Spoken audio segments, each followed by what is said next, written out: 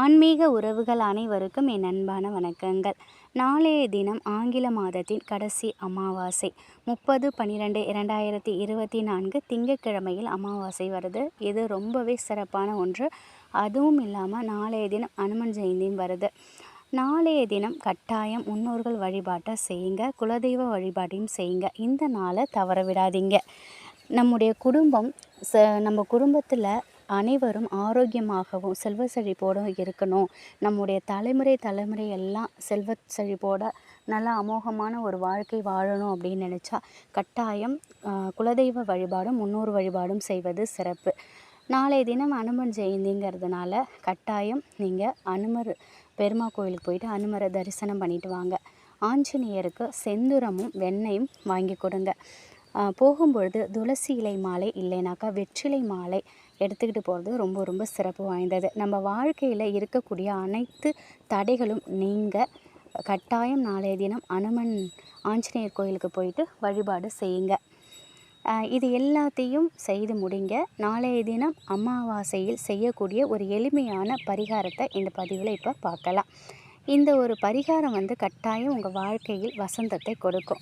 நல்ல வேலையே கிடைக்காம இருக்கேன், நல்ல வேலை கிடைச்சும் மேலதிகாரியோட தொல்லை தாங்கலை, இல்லை அந்த வேலையில் சம்பள உயர்வு இல்லை, மன நிம்மதியே இல்லை, இப்படி வேலையில் பிரச்சனை, வேலை சம்மந்தமாக பிரச்சனை இருந்தாலும் சரி, இல்லை வியாபாரம் செய்கிறீங்க லாபம் கிடைக்கல, கஷ்டத்துக்கு மேலே கஷ்டம் வந்துக்கிட்டே இருக்குது, தொழிலில் நஷ்டமாகவே இருக்குது அப்படின்னாலும் சரிங்க, அந்த சூழ்நிலையில் சிக்கி தவிச்சாலும் சரி, இல்லை குடும்ப வாழ்க்கையில் பிரச்சனையாக இருந்தாலும் சரி, குழந்தை வர வேண்டும், இல்லை நோய் நொடி தீரணும், இப்படி என்ன பிரச்சனை உங்களுக்கு இருந்தாலும் சரி, கடன் பிரச்சனை எல்லாமே இருக்குது எங்ககிட்ட, ஆனால் மன நிம்மதி இல்லை அப்படின்னு நினைக்கிறவங்க இப்படி எல்லாருமே இந்த பரிகாரத்தை செய்யலாம்.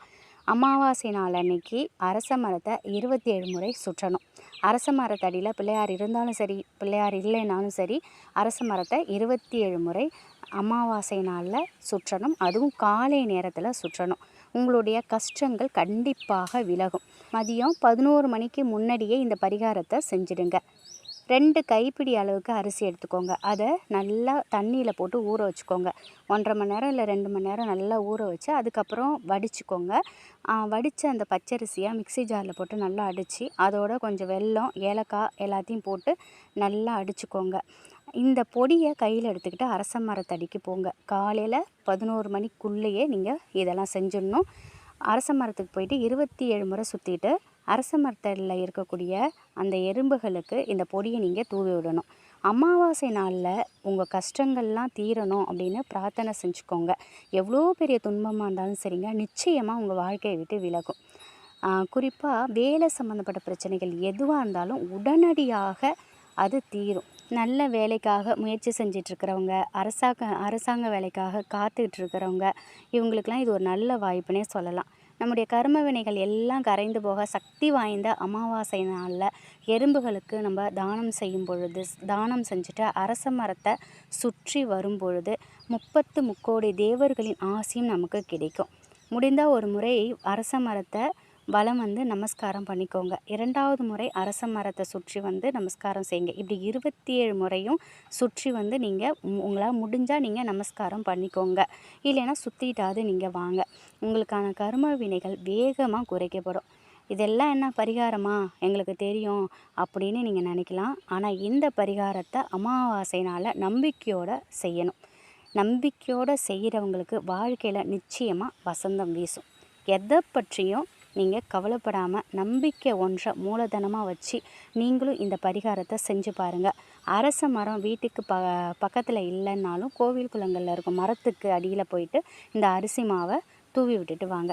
அடுத்த வருடம் உங்கள் வாழ்க்கையில் நடக்கும் நன்மைகளை விரல் விட்டு எண்ண முடியாது. அந்த அளவுக்கு உங்கள் வாழ்க்கையில் வசந்தம் வீசும். முழு நம்பிக்கையோடு செஞ்சு பாருங்கள். எதுவுமே நம்ம நம்பிக்கையோடு செய்து பார்த்தால் கண்டிப்பாக நமக்கு அனைத்துமே கைகூடும். கஷ்டப்பட்டு நம்ம உழைக்கிறோம், அந்த காசு வீண் விரயமாகாமல் நம்ம கைக்கு வரணும். அதுக்காக தான் நம்ம இது போன்ற ஆன்மீக பரிகாரங்கள் வழிபாடுகள்லாம் நம்ம செய்கிறோம். நம்ம உழைப்போடு சேர்த்து இதை செய்யும் பொழுது நிச்சயம் நமக்கு அதிர்ஷ்டம் வீசும். காசு உழைச்சா மட்டும்தாங்க காசு, இதெல்லாம் செஞ்சால் எங்கெங்கே வரும் அப்படின்னா தயவு செஞ்சு கேட்காதீங்க. நீங்கள் உழைக்கிறீங்க, கஷ்டப்பட்டு உழைக்கிறீங்க, ஆனால் அந்த காசு உங்கள் கைக்கு வருதான்னு முதல்ல நினச்சி பாருங்கள். அந்த காசை நம்ம வாங்கிறதுக்குள்ளேயே 1008 செலவு நம்ம கைக்கு முன்னாடி வந்து நிற்கும். நம்ம கண்ணு முன்னாடி தேவையில்லாத விஷயத்தில் நம்ம மாட்டிப்போம். நமக்கு கடன் வாங்கியிருப்போம், அந்த கடனை அடைக்கிறதுக்கு கூட அந்த காசு நமக்கு உதவாது. அந்தளவுக்கு நம்ம கஷ்டப்படுவோம். வீண் விரைய செலவு, வீட்டில் இருக்கிறவங்களுக்கு ஏதாவது ஆரோக்கிய குறைவு, இல்லை வாகனத்தில் ஏதாவது பழுது, இந்த மாதிரி ஏதாவது வரும். அதுக்காக தான் நம்ம இது போன்ற பரிகாரங்கள் செய்கிறோம்.